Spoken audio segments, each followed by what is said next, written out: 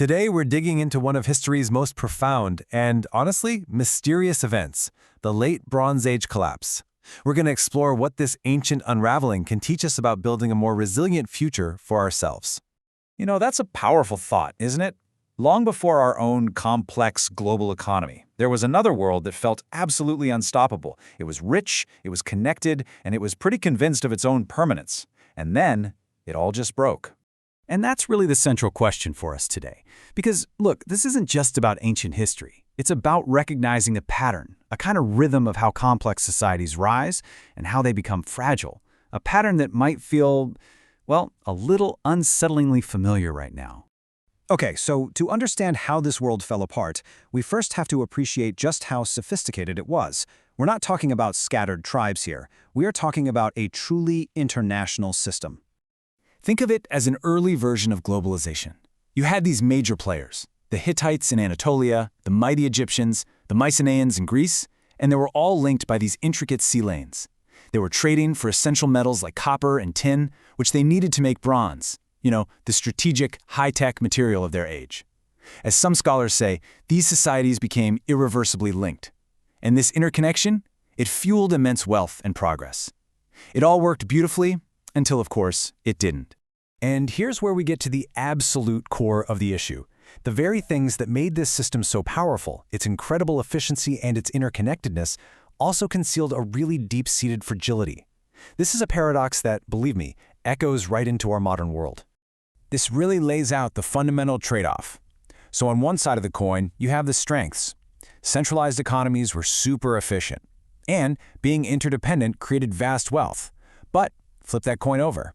That same efficiency, it removed any slack, any buffer in the system. Centralization created single points of failure, and interdependence meant that a crisis in one corner of the world could spread like a virus to everywhere else. This wasn't just bad luck. It was a direct consequence of how the system itself was designed. And this brings us to a really key concept you have to understand. Cascading failure. It's what happens when a system is so tightly wound that one small break can set off a chain reaction, bringing the whole structure down. Think about it. A disruption to a single trade route for tin doesn't just affect the metalsmiths. It impacts the army that needs bronze weapons, the farmers who use bronze tools, and eventually the political stability of the entire empire. So, how did it actually go down? Well, you can forget the Hollywood idea of a single, cataclysmic event. The Bronze Age didn't just get switched off overnight. What scholars now see is a slow unraveling, a systems collapse that was driven by a perfect storm of multiple crises all hitting at once. All right, so the crucial thing to get here is this stack of pressures. First, you have new evidence of severe multi-year droughts that just crippled agriculture, especially for big land-based empires like the Hittites. At the exact same time, you've got widespread warfare and internal rebellions. Then you have the mysterious sea peoples migrating and raiding all across the Mediterranean. And crucially, all of this is messing with those vital trade routes. Now, any one of these things might have been survivable on its own, but all of them together, they completely overwhelmed a system that had zero flexibility left. So even that famous date you hear about, 1177 BC, it's really more of a symbol. It's a turning point in a process that actually unfolded over decades. For the people living through it, it would have just felt like a gradual simplification.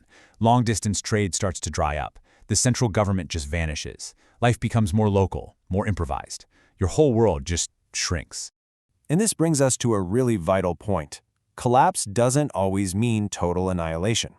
A lot of the time, it's a reorganization. While these great empires just vanished, some communities adapted. Archaeologists have found evidence of new, pretty prosperous maritime towns, like one at a place called Porto Rafti Bay. These people figured out how to navigate this new, decentralized world. The old model of civilization ended, sure, but smaller, more flexible forms took its place.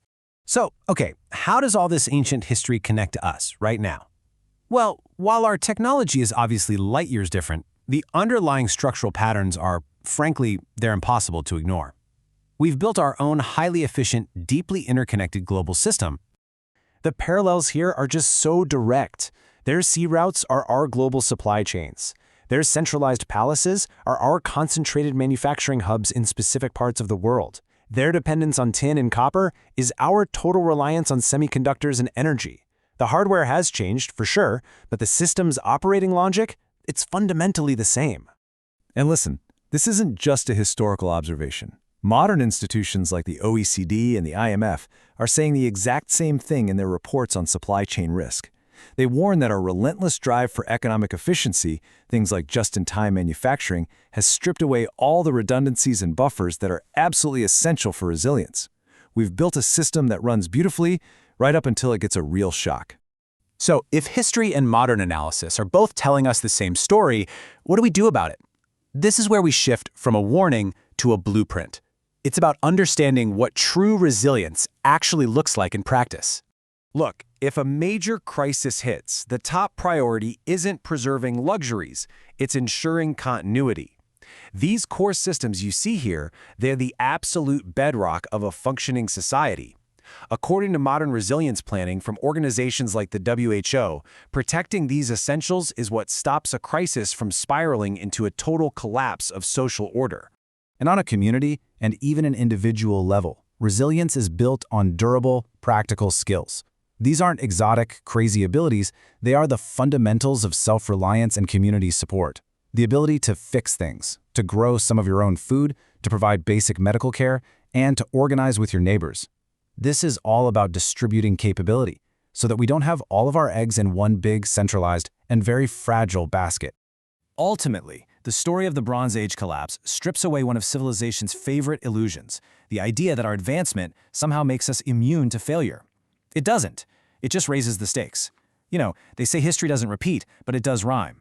The lesson here isn't to be fatalistic, but to be prepared, to recognize that the societies that truly endure are not always the most powerful, but the most adaptable. The Bronze Age isn't just a graveyard of empires, it's a manual for how to build things that actually last.